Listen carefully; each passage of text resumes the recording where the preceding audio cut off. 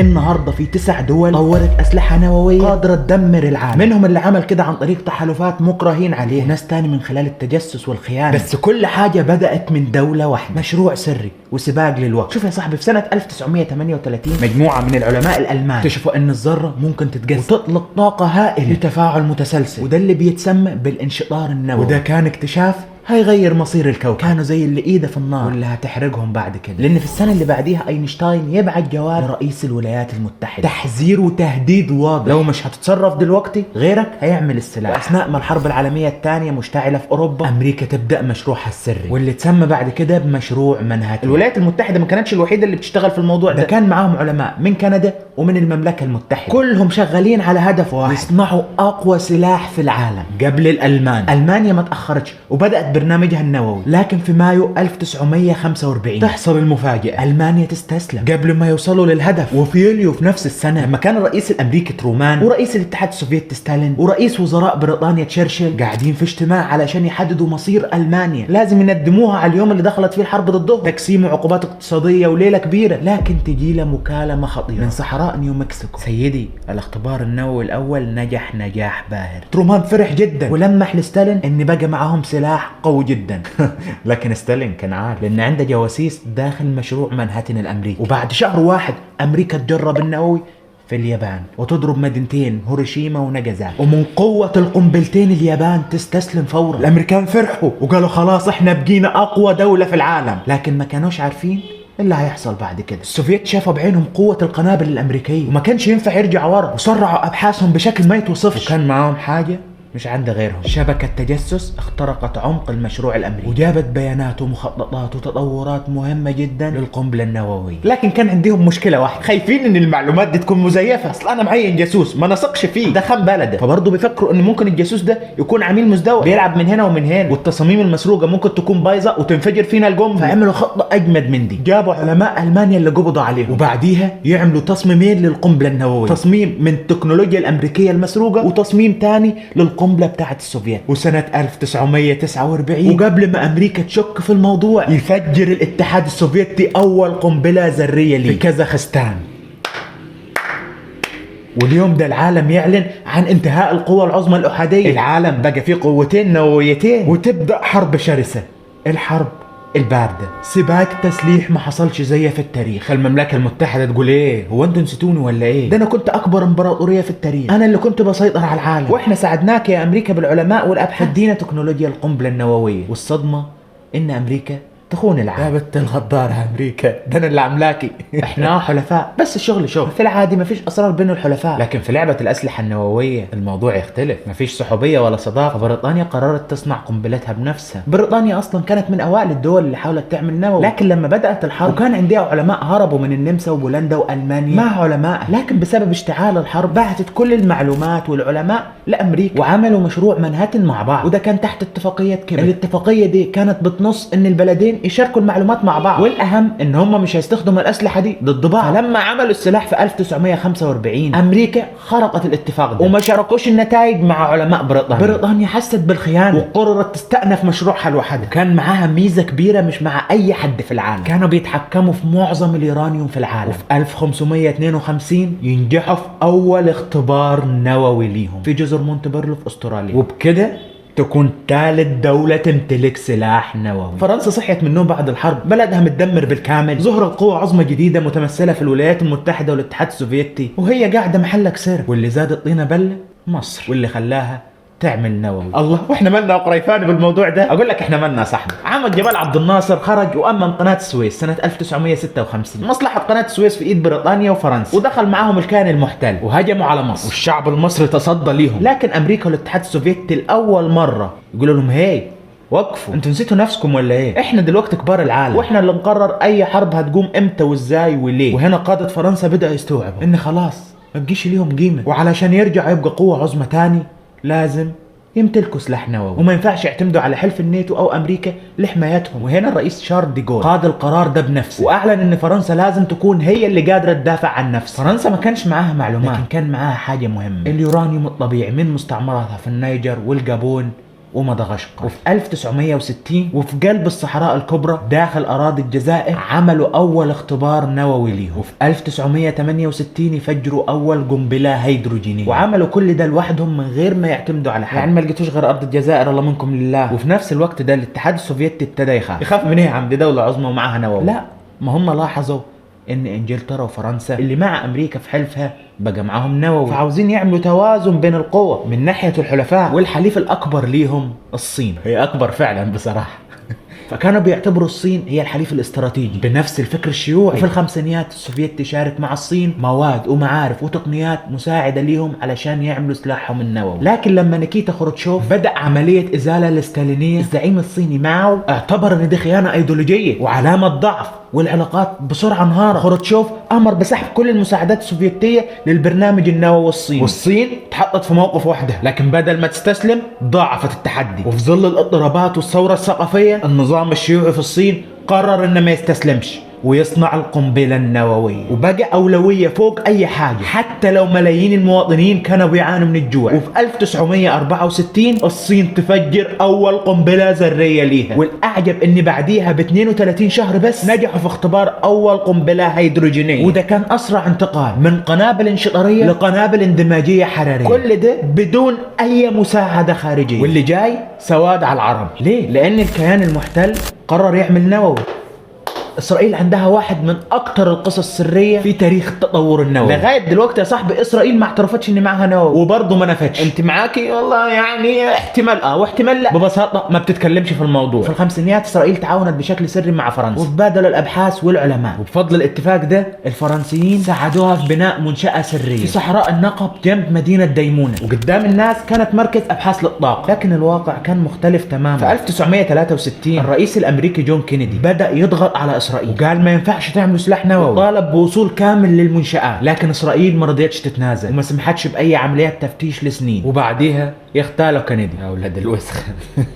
مش امان والله. وكل ده لان رئيس وزرائهم ديفيد بن غوريون كان مهووس بالحصول على النووي وبيشوفها ضمان مطلق لبقاء كيان محتل وسط دول اعداء. فبعد ما اغتال كندي حليفته الرئيس جونسون كان موافق ان اسرائيل يبقى معها نووي. اضرب البردعه يخاف الحمار. والبرنامج الاسرائيلي كمل. يعتقد ان اسرائيل طورت السلاح ده في سنه 1967. ايوه في النكسة. والتأكيد الأكبر جه سنة 1968 لما تقني إسرائيلي اسمه مردخاي فانون ده هرب من البلد وسرب كميات هائلة من المعلومات للصحافة في بريطانيا، أدلة بتثبت إن إسرائيل معاها أسلحة نووية نشأ. الموساد بعديها خدع فانون وجذب الروما بموعد مزيف رومانسي. بص يا صاحبي، عاوز توقع راجل سلط عليه مرة. المهم بعدها خطفوه ورجعوه لاسرائيل، واتحكم عليه بالسجن 18 سنه بتهمه التجسس والخيانه، ولغايه دلوقتي عليه حراسه مشدده وما يقدرش يكلم حد. وهنا بقى تظهر الهند كانت مهتمه بالطاقه النوويه جدا في الاربعينات، لكن بتقول ان الهدف سلمي، انتاج كهرباء مش للاسلحه. احنا مصدقينك يا هند من غير ما تحلفي على البقره بتاعته. الهي تعدم البقره يا هند لو كنت بتكذبي. المشكله بقى كانت مع الهند ان هي متحوطه بعدوين خطيرين جدا، الصين وباكستان. الصين بالفعل عندها سلاح نووي، وباكستان خاضت معها صراعات وحروب. وفي سنه 1962 كانت في حرب ما بين الهند والصين، والهند خسرت، وكان بالنسبه لها الردع النووي هو الطريقه الوحيده علشان يتجنبوا الهزيمه دي تاني. والهند هنا اعتمدت استراتيجيه مزدوجه. قدام الناس احنا بنستخدم الطاقه السلميه، وفي السر بنستخدم المواد دي علشان نصنع سلاحنا النووي. الغريب ان في مواد كتير جت من كندا وامريكا واللي قدموها للهند علشان تولد كهرباء، لكن امريكا كانت خايفه من الصين وقالت ان امتلاك الهند للنووي هيكون زي حاجز ردع للصين. وبالفعل سنه 1974 في صحراء راجستان عملوا التجربه النوويه الاولى وسموها بوز المبتسم. ولما الدول قالت لهم ايه الانفجارات الهائله دي، قالوا لا دي انفجارات سلميه. يا اخي كذابين كذبة ابل. طبعا ما حدش صدقهم، ولا انا ولا انت ولا البقره اللي بيعبدوا. والدول ردت عليهم بادانات وعقوبات، والهند فضلت تخبي لسنين وما بتقولش ايه عندها بالظبط. لكن في سنه 1998 السنه اللي القريفان اتولد فيها عملت 5 تجارب نوويه جديده، طبعا احتفالا بولادته. المره دي كانت عسكريه وبوضوح، فيها قنبله هيدروجينيه اقوى بكتير، وقال لكل العالم ان احنا عندنا ترسانه نوويه، لكن احنا هنقوموا بسياسه عدم الاستخدام الاول. يعني هيستخدموا الاسلحه النوويه لو حد ضربهم بالنووي. طب بالله عليك انت تصدق الهند؟ اكيد قلت لي لا. فده بالضبط كان ردة فعل باكستان، اللي تجارب الهند اثارت رد فعل قوي منها. باكستان خسرت حرب ضد الهند وانتهت باستقلال باكستان الشرقيه وبقت اسمها بنغلاديش. البلد كانت مكسومه ومهزومه، وجايين دلوقتي كمان تعملوا نووي. رئيس الوزراء ذو الفقار قال جمله واحده حددت مصير البلد: لو صنعت الهند القنبله سوف نعيش على الحشيش والاوراق، ولو هنموت من الجوع لكن هنصنع واحده خاصه بينا، عزه وكرامه. ولما الهند عملت اول تجربه نوويه لها سنه 1974 الحكومه الباكستانيه باكستانية فعلت عملية سرية علشان تلحق بيهم. ما كانش معاهم ولا مواد ولا تكنولوجيا، لكن كان معاهم